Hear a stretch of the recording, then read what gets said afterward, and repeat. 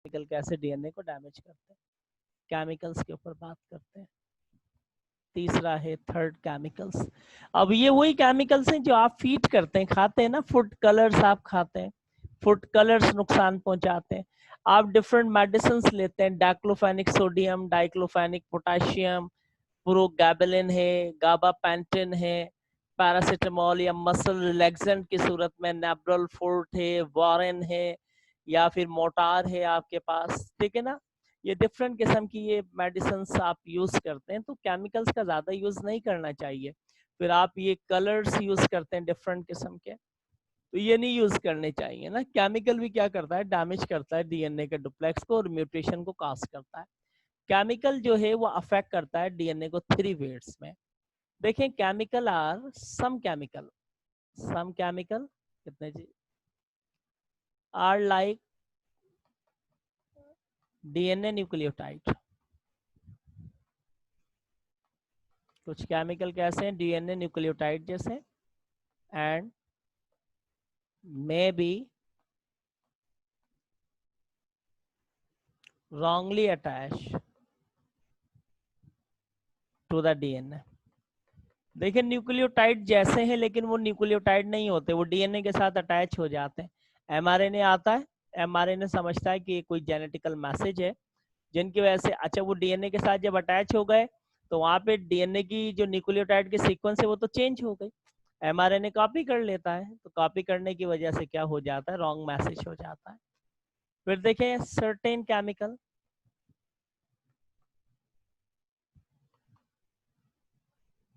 which remove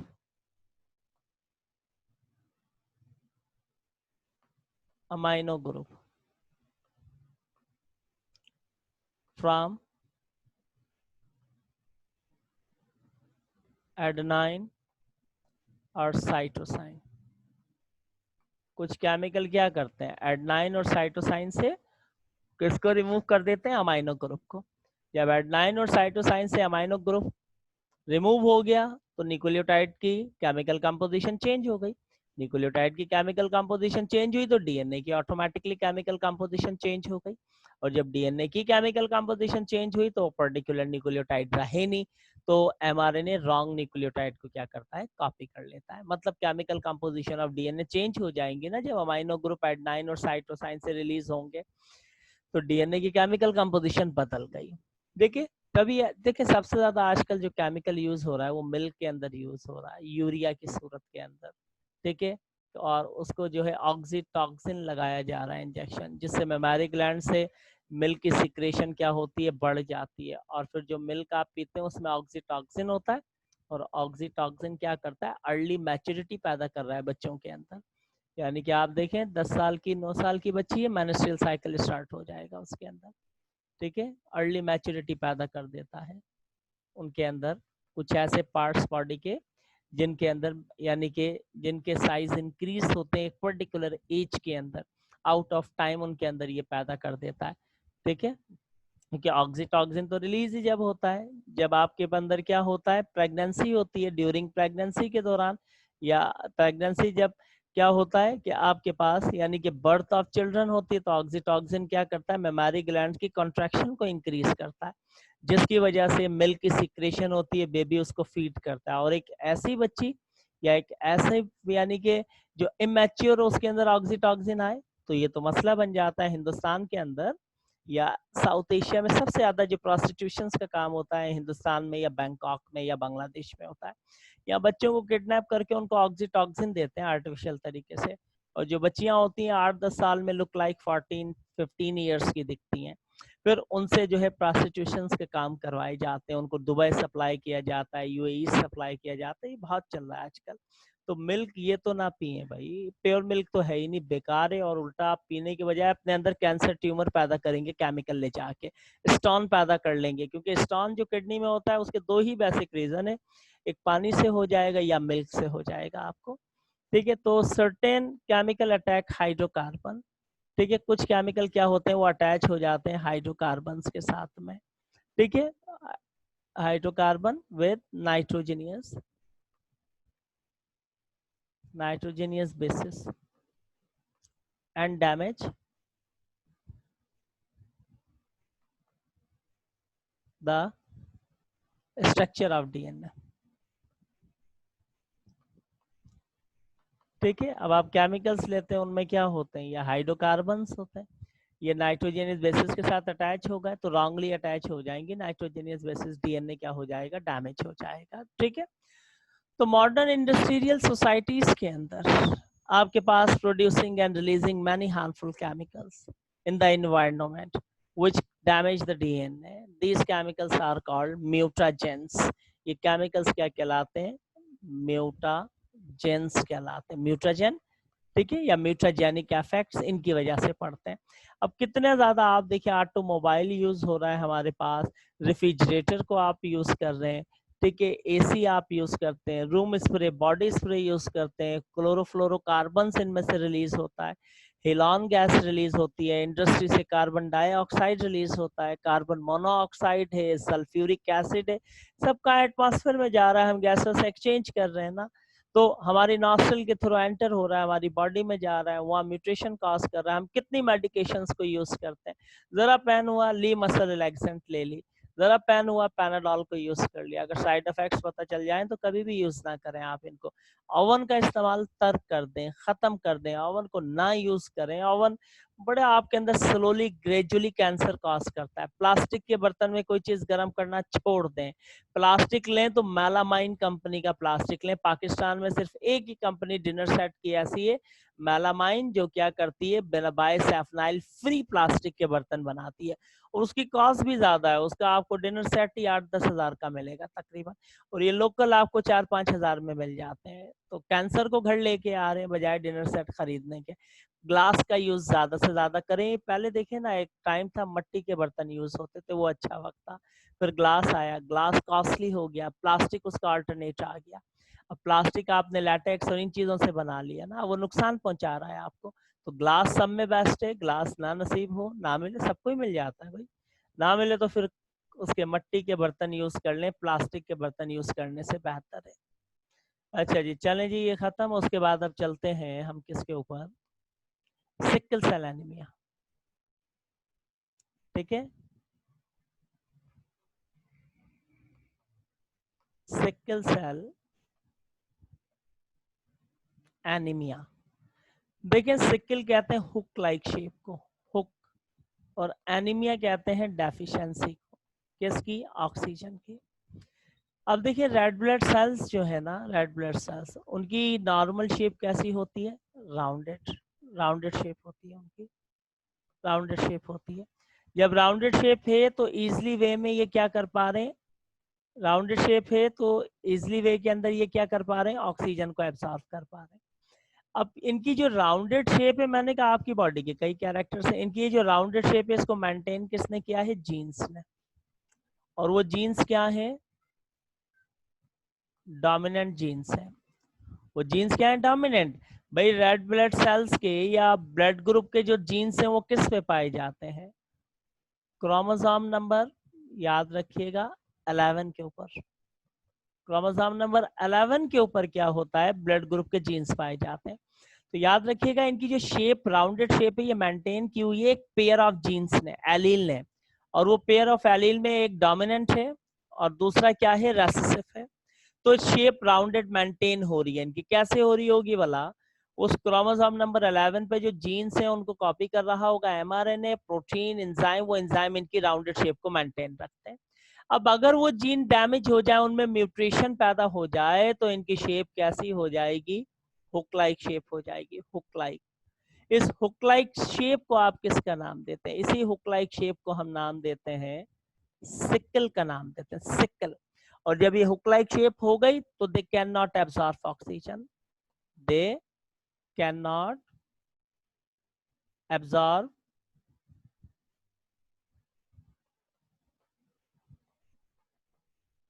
oxygen. अब ये oxygen को एब्सॉर्ब भी नहीं करते। जब ऑक्सीजन एब्सॉर्ब नहीं हो रही तो रेड ब्लड सेल्स के अंदर ऑक्सीजन की क्या पैदा हो रही है, डेफिशिएंसी पैदा हो रही है। और दूसरा क्या हो रहा है, ब्लड क्लॉट हो रहा है। देखें कैसे, मैं आपको दिखाऊं। ये सपोज करें कि ये कैपिलरी है, यहाँ पर ये रेड ब्लड सेल्स हैं, ब्लड के अंदर रेड ब्लड सेल्स हैं, ये ट्रैवल कर रहे हैं ना, ये ब्लड के अंदर रेड ब्लड सेल्स हैं या वेंस या कैपिलरी है। अब इनकी जो राउंडेड शेप है वो किसने मेंटेन की है? पेयर ऑफ जीन्स ने, या उसको एलील भी कह सकते हैं। और वो एलील कहाँ मौजूद है? क्रोमोसोम नंबर 7 पे एक्सप्रेस करके राउंडेड शेप को मेंटेन करें।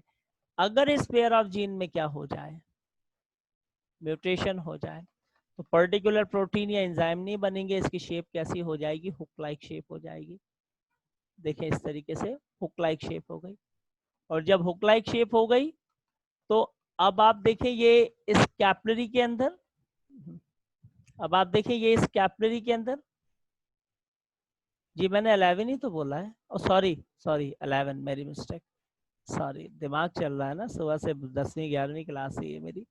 अच्छा देखिए उसके बाद क्या हो गया कि अब ये फ्लो कर रहे हैं। अब देखिए यहाँ ये कैपिलरी है, इसका डायमीटर कितना कम होता है, इसका डायमीटर कितना कम होता है, छोटा सा डायमीटर होता है, तो इनका फ्लो सही नहीं हो पाता है। जब फ्लो सही नहीं हो रहा है तो यहाँ इस कैपिलरी में ये अटक गए, तो अटक गए तो यहाँ पे ब्लड क्या हो जाएगा? क्लॉथ हो जाएगा, ब्लड क्लॉथ हो जाएगा। जब ब्लड क्लॉटिंग हुई तो अदर ऑर्गन को ब्लड की सप्लाई क्या हो गई? रुक गई। अदर ऑर्गन तक, क्योंकि ब्लड तो एक एक पार्ट तक पहुंचेगा, जब अदर ऑर्गन तक ब्लड की सप्लाई रुक गई तो सीवियर पेन स्टार्ट हो जाएगा। पेन के साथ साथ आहिस्ता आहिस्ता वो बॉडी का एरिया क्या हो जाएगा? पैरालाइज हो जाएगा, पैरालाइज हो जाएगा, डेथ कॉजिंग हो जाती है इसकी वजह से ना। और जब हुक लाइक शेप में आ गए तो कैन नॉट एब्जॉर्ब ऑक्सीजन, तो रेड ब्लड सेल्स के अंदर ऑक्सीजन की क्या पैदा हो जाती है? डेफिशिएंसी पैदा हो जाती है। इसको कब से पहले स्टडी किया था आपके पास? वर्नॉन, किसने?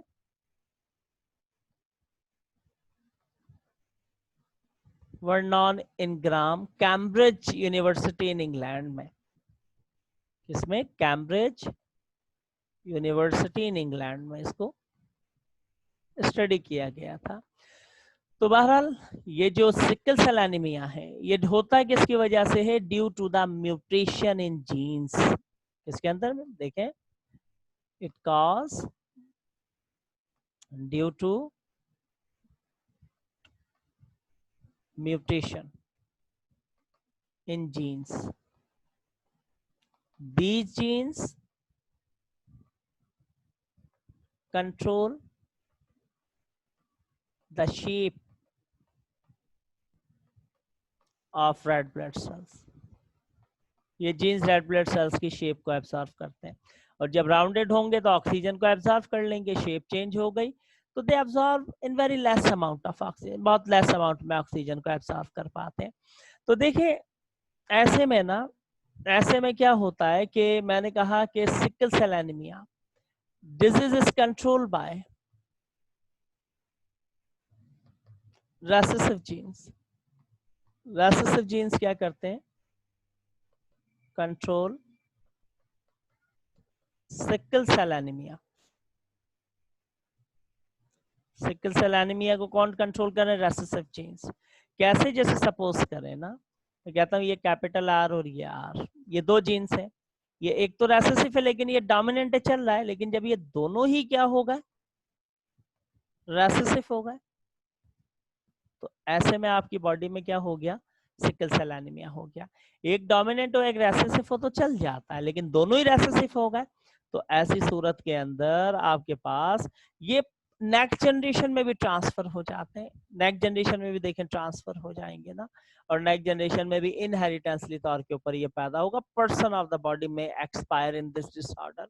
इस डिसऑर्डर में बॉडी की पर्सन जो है वो एक्सपायर हो जाता है, क्योंकि when two genes are आपके, अच्छा patient are acute shortage of blood and ultimately may die, क्योंकि उसके अंदर नॉर्मल प्रोटीन तो बन नहीं रही है। देखें होता क्या है, देखें जो नॉर्मल आपके पास ब्लड की प्रोटीन है ना, उसको आप किसका नाम देते हैं? हीमोग्लोबिन का नाम देते हैं। ये haemoglobin normal protein, normal blood protein, normal blood protein है, ठीक है। ये नॉर्मल ब्लड प्रोटीन बनती किससे है? ये बनती है आपके पास एक अमीनो एसिड से। किससे बनती है? देखिए हीमोग्लोबिन क्या है? एनीमिया, ये हीमोग्लोबिन, ठीक है, ये किससे बन रही है? एक अमीनो एसिड से। उसको नाम किसका देते हैं? ग्लूटामिक एसिड, जिसे, ठीक है, ग्लूटामिक एसिड है। ये क्या कर रहा है, नॉर्मल हीमोग्लोबिन बना रहा है। और जब एनीमिया पैदा हो गया, जब शेप चेंज हो गई, तो ऐसे में क्या बनेगा, एबनॉर्मल हीमोग्लोबिन बनेगी। एच भी लिख देता हूँ। वो एबनॉर्मल हीमोग्लोबिन के अंदर कौन होगा, वेलाइन, क्योंकि जेनेटिकल मैसेज ही चेंज हो गया, रेसेसिव हो गया जीन। एमआरएनए उन जीन को कॉपी करके ले जाएगा। वो जीन जो है, सपोज कर लें ये जीन्स थे, जब ये जीन्स थे तो ग्लूमेटिक एसिड पिक करता था टीआरएनए और प्रोटीन बनाता था नॉर्मल हीमोग्लोबिन। अब वहां पर तो म्यूटेशन हो गई, ठीक है, ये म्यूटेशन हो गए। अब इस अमाइनो एसिड को पिक कर रहा है कौन, टीआरएनए, रॉन्ग प्रोटीन बना रहा है ना, रॉन्ग मैसेज से रॉन्ग प्रोटीन बनेगी। और वो रॉन्ग प्रोटीन क्या करेगी, अब नॉर्मल फंक्शन को, एक उस पर्टिकुलर फंक्शंस को कंट्रोल नहीं कर पाएगी।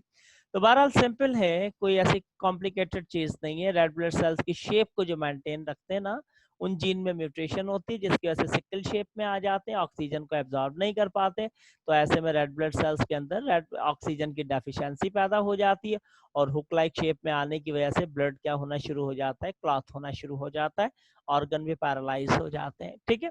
और जो नॉर्मल हीमोग्लोबिन है वो ग्लूमेटिक एसिड बनाता है। अब नॉर्मल जो हीमोग्लोबिन बन रही है म्यूटेशन की वजह से, वो कौन बना रहा है, वेलाइन अमाइनो एसिड बना रहा है। डेथ इसके अंदर लाजमी है, बंदा ही मर जाता है, एक्सपायर हो जाता है, ठीक है। तो ये तो एक सिंपल सा डिसऑर्डर था। उसके बाद एक आखिरी डिसऑर्डर और चैप्टर खत्म हो गया, फिनाइल कैटनोरिया। फिनाइल कैटनोरिया भी क्या है, एक जेनेटिकल डिसऑर्डर है, गौर से सुनिएगा। ह्यूमंस के अंदर हो जाता है, जनरेशन टू जनरेशन प्रिवेलिंग करता है। अब आपको पता चल गया जनरेशन टू जनरेशन कैसे होता है।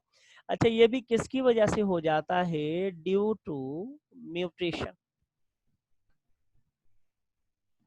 इन जीन, जीन के अंदर म्यूटेशन। और इसको भी कौन कंट्रोल कर रहा है, is also control by pair of recessive genes. इसको भी रेसेसिव जीन्स कंट्रोल कर रहे हैं ना, कि दोनों ही जीन रेसेसिव हो गए। अब एक्सप्रेस करें तो क्या फायदा एक्सप्रेस करने का, पर्टिकुलर प्रोटीन तो बनती ही नहीं है। इसमें क्या होता है, इसके अंदर क्या होता है आपके पास, कि हमारे पास यूं कह लीजिए कि इसमें एक अमाइनो एसिड है जिसका नाम है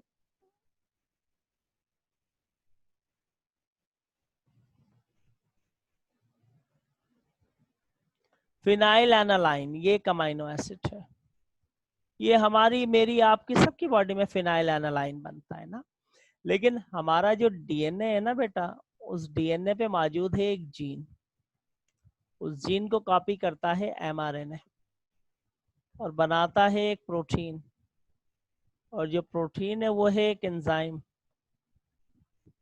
और वो एंजाइम क्या करता है, इस फिनाइल एनालाइन को हमारी बॉडी में ब्रेक कर देता है। अब अगर ये जीन डैमेज हो जाए, म्यूटेशन हो जाए, तो एमआरएनए का मैसेज रॉन्ग हो गया, रॉन्ग प्रोटीन बनेगी, रॉन्ग एंजाइम बनेंगे, वो रॉन्ग एंजाइम इस फिनाइल एनालाइन को ब्रेक नहीं कर पाएंगे। तो ये फिनाइल एनालाइन जो है वो इंटरमैक्स होगी किसके साथ, ब्लड के साथ। और ब्लड बॉडी में क्या कर रहा है, सर्कुलेट कर रहा है। तो सर्कुलेट करते करते ये कहाँ पहुंच जाएंगी, ब्रेन तक पहुंच जाएंगे। और ब्रेन में जाके जो ब्रेन के सेल है ना, सेल, ब्रेन के जो सेल्स हैं उनके साथ ये क्या करेंगी, इंटरफेयर करेंगी। ब्रेन के सेल के साथ इस अमाइनो एसिड ने क्या किया, इंटरफेयर किया। और जब इंटरफेयर किया तो मेंटल डिसऑर्डर पैदा हो गए बॉडी के अंदर, मेंटल डिसऑर्डर हो गए, ठीक है, मेंटल हो गया वो पर्सन, ठीक है। अच्छा, वो यानी कि यूं कह लीजिए ड्यू टू फिनाइल के, अच्छा इस डिजीज को हम किसका नाम दे रहे हैं, फिनाइल कैटनोरिया का नाम दे रहे हैं। चिल्ड्रन आर आपके पास मेंटली रिटार्डेड, बच्चों में होगी ये ज्यादातर, अर्ली एज के अंदर ही, क्योंकि देखिए अर्ली एज में ही होगी ना ये डिजीज, ठीक है। क्यों अर्ली एज में होगी, क्योंकि वो जीन अगर किसी के पेरेंट्स में था, पेरेंट्स से उस चिल्ड्रन में आ गया, तो बेचारे को, चिल्ड्रन को आप कैसे ट्रीट करोगे, चिल्ड्रन तो होता है मदर फीडिंग पे। और ये फिनाइल एनालाइन अमाइनो एसिड पता है किन किन चीजों के अंदर होता है, ये आपको यूं कह लीजिए कि मिल्क के अंदर फिनाइल एनालाइन है, चीज के अंदर फिनाइल एनालाइन है, एग के अंदर फिनाइल एनालाइन है। तो अगर पर्सन इन चीजों को अवॉइड करते, इन चीजों को खाएगा नहीं, तो फिनाइल एनालाइन उसकी बॉडी में कैसे जाएगा, वो तो जाने ही नहीं पाएगा, ठीक है। जो लेस अमाउंट होगा फिर भी उससे चल जाएगा, लेस अमाउंट से ना।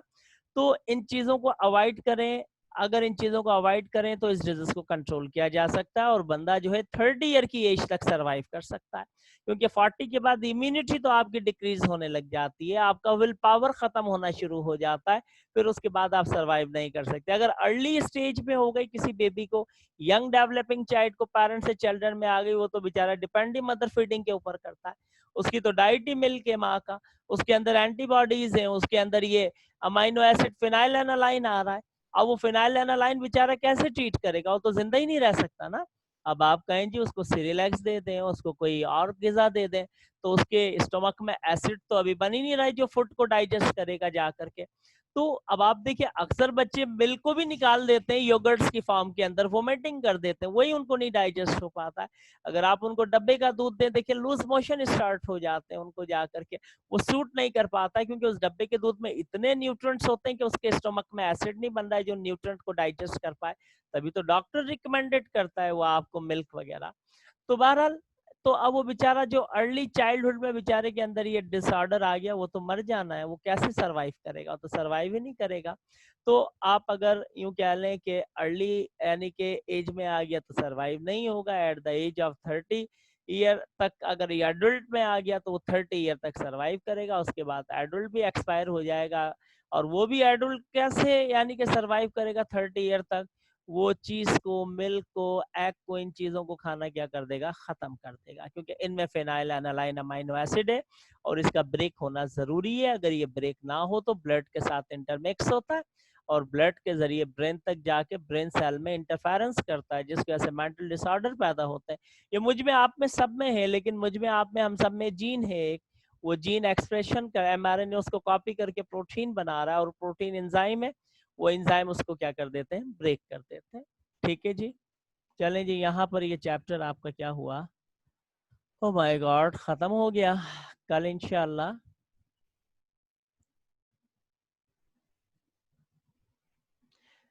भाई होमो और हेट्रोजाइगस एलील वाली कंडीशन समझा दूं, समझ लें आप। होमो और हेट्रोजाइगस एलील वाली कंडीशन, ये ले मैं इसको रिमूव करके अभी आपको समझा देता हूँ। देखें जी, देखें जी, सपोज कर लें ये है हेट्रोजाइगस कंडीशन, ये है इसकी होमोजाइगस कंडीशन, लेकिन डोमिनेंट, लेकिन डोमिनेंट है ये, लेकिन डोमिनेंट है, इसमें ये डोमिनेंट है, ये रेसेसिव है, कोई फर्क नहीं पड़ता है, अभी भी ये नॉर्मल है, नॉर्मल है। ठीक है, अब अगर क्या हो, दोनों ही रेसेसिव हो गए ना, ये एक न्यू एलील डेवलप हो गया, न्यू एलील डेवलप हो गया, अब ये न्यू एलील एक रेसेसिव है, रेसेसिव है, दोनों ही नहीं होने चाहिए, रेसेसिव है, तो ये ऐसा एंजाइम बना ही नहीं पाएंगे एक्सप्रेस करके जो फिनाइल एनालाइन को क्या कर सके, ब्रेक कर सके। ठीक है बेटा, आ गया समझ, आ गया समझ। अभी बता दो, अजान का टाइम हो रहा है। पीएमडीसी खत्म, पीएमसी शुरू, पीएमसी आ गया, आप तो आ गया ना, ठीक है। अच्छा, 8 बजे ऑनलाइन हो जाना, 8 बजे केमिस्ट्री का क्लास है आपका, और कल आपका बायो का क्लास 6 बजे होगा, 6 बजे। सर जी बोलो, रिमशा बोलो बेटा।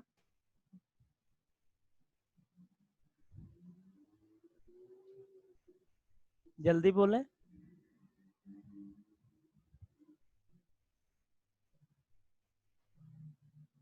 नहीं नहीं, होमो रेसेसिव कभी भी नहीं सरवाइव करेगा बेटा, जब ये रेसेसिव होगा तभी तो ये डिसऑर्डर होगा। सपोज करें ये फादर की तरफ से आ गया, ये मदर की तरफ से आ गया, अभी भी नॉर्मल है। अगर दोनों ही फादर और मदर की तरफ से डोमिनेंट आ गए तो भी नॉर्मल है। अगर ये आपके पास हेट्रोजाइगस कंडीशन थी, एक डोमिनेंट एक रेसेसिव, ये फादर की तरफ से डोमिनेंट आया, मदर में ये डिसऑर्डर था, रेसेसिव आ गया, तो खैर है, ये डोमिनेंट मौजूद है, ये चल जाएगा, कुछ नहीं होगा, अभी भी ये नॉर्मल है। अगर ये डोमिनेंट भी रेसेसिव हो गया, अगर ये डोमिनेंट भी रेसेसिव हो गया, तब तो ये डिसऑर्डर पैदा हो गया, तब तो मर जाएगा जा करके बेचारा, है ना। तो भाई इन चीजों को अवॉइड करें, अवन को आज के बाद यूज नहीं करना है, मेडिकेशन फजूल में यूज नहीं करनी है। मिल्क को जो आप में आ रहा है ना मार्केट में 120 रुपीज पर केजी भी ले लें, प्योर अच्छा मिल्क नहीं मिलेगा। हर मिल्क के अंदर जो इस वक्त पूरे पाकिस्तान में मिल्क सप्लाई किया जा रहा है, मेरी रिसर्च है उसके अंदर, उन सब में ऑक्सीटॉक्सिन है। तो मिल्क को पीना छोड़ दें, वक्त से पहले आप बड़े हो जाएंगे, बुढ़ापा आ जाएगा टाइम से पहले आपके पास, तो इनको पीना छोड़ दें। इससे बेहतर है वो ले आए नीडो, नीडो का आता है 920 या 940 का 900 ग्राम का एक पैक, उसको 2-3 टीस्पून जो है ना प्योर वाटर में, उसको मिनरल वाटर में डालें, बॉईल करें, वो पी लें, सब में बेहतरीन है, न्यूट्रिएंट सारी चीज़ें आपको मिलेंगी। या नेस्वीटा ले आए, नेस्वीटा तो बड़ा फ़ायदेमंद है आप लोगों के लिए, क्योंकि वुमेन में आर्थराइड्स, ऑस्टियोप्रोसिस ये ज़्यादा हो जाते हैं, तो नेस्वीटा पिया करें आप लोग। ठीक है जी। तो आज के बाद ओवन यूज़ नहीं करना, प्लास्टिक के बर्तन में खाना नहीं खाना है, प्लास्टिक के शॉपर में खाना नहीं लेना है भाई, बाहर से पार्सल प्लास्टिक के शॉपर में आता है, ये भी नहीं लेकर के आना है। ठीक है, एहतियात करनी है, और medication without any severe genuine problem use नहीं करनी है आपने, तभी तो कैंसर इतने ज्यादा पैदा हो रहे हैं, हर तीसरा चौथा बंदा कैंसर से मर रहा है। ठीक है बेटा। सर जी बच्चा। सर रिकॉर्डिंग सेंड कर दें कल की। कल की भी रिकॉर्डिंग सेंड कर रहा हूँ मैं, कल तो मैं चला गया था एक जगह ना, यानी कि दर्स था कुरान का, वहां मैं चला गया था रात को 9 बजे, तो वहां से मैं 11 बजे आया, मुझे पता ही नहीं ग्रुप में चल के आ रहा था। ठीक है, आज मैं रिकॉर्डिंग भी, आज की भी कल की भी सेंड कर रहा हूँ, रिकॉर्डिंग के साथ साथ चैप्टर नंबर 11 के क्या की पॉइंट्स, एमसीक्यूज, चैप्टर 6 के की पॉइंट, एमसीक्यूज, सारी चीजें सॉल्व भेज रहा हूँ। और कल आपका यानी कि टेस्ट भी है, कल आपका टेस्ट भी है बायो का ना। ठीक है, और कल बायो की क्लास में 6 बजे लूंगा, सुन लीजिए। अब 8 बजे जेपी की क्लास होगी, तो आप सब उसका वेट करें, इंशाल्लाह आज एनी हाउ होगी, आज ना हो तो फिर मुझे बताइएगा आज कैसे नहीं लेगा। 110% आज क्लास है केमिस्ट्री की। ठीक है बेटा, और अब से रेगुलर होगी, अब से रेगुलर होगी। ठीक है। Sir okay. टेस्ट टाइमिंग, क्या चीज बेटा? टेस्ट की टाइमिंग कब होगी? टेस्ट कल मैं क्लास लूंगा ना। कल कितने बजे? कल फिर क्लास छुट्टी करनी पड़ेगी मुझे ना, 6 से 7:30 क्लास ले लेता हूँ, 7:30 से 8 टेस्ट ले लेता हूँ, 8 बजे जेपी आ जाएगा।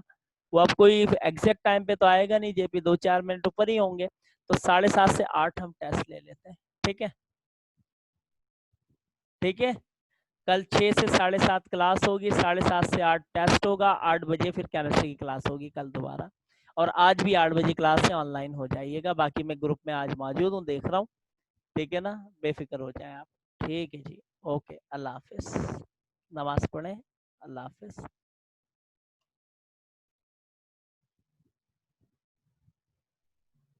चैप्टर का टेस्ट है ना, चैप्टर 9 का टेस्ट 2 है बच्चा, फ्राइडे को संडे को 11 का टेस्ट है। ठीक है, संडे की टाइमिंग भी बता दी थी मैंने, दोबारा बता दूंगा कल आपको।